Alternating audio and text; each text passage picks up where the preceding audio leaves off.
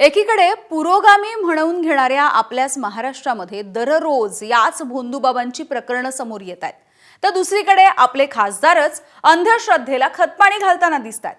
भंडाऱ्याचे खासदार डॉक्टर प्रशांत पडोळे हे शिक्षणाने खरं तर MBBS आहेत, मात्र तेच आता अंधश्रद्धेला खतपाणी घालतायत का असा सवाल निर्माण झालाय।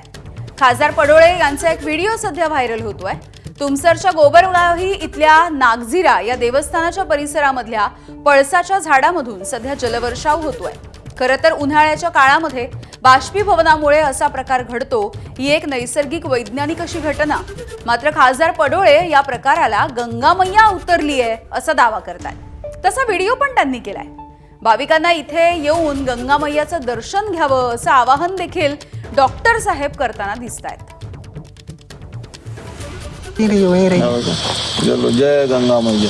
हर हर महादेव। गंगा मैया का चमत्कार, ये पड़स के पेड़ से गंगा मैया का अवतरण हो रहा है। जगह है घोड़ेजरी गोबरवाई गांव। ये पवित्र मंदिर में गंगा मैया का अवतरण हो गया है। रात के 12 बजे हम लोग यहाँ पे देखने आ रहे हैं और भाविकों से आवेदन करता हूँ कि आप भी दर्शन लेने यहाँ पे आ जाइए, ये चमत्कार को देखने आप आइए। धन्यवाद। पळसाच्या झाडामधून पाण्याचे असे फवारे पडत आहेत, पाऊस आल्यासारखे असे फवारे पडत आहेत आणि सातत्याने ते 3 दिवस पडत होते। जसजसं लोकांना भाविकांना माहीत झालं, हा एक प्रकारचा चमत्कारच आहे, कारण का एका झाडामधून पाऊस कसा पडेल।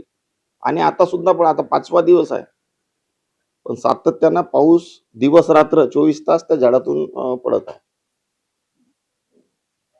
याबद्दल मी कलेक्टर साहेबांनाही फोन केलं की त्याच्यावर संशोधन झाला पाहिजे।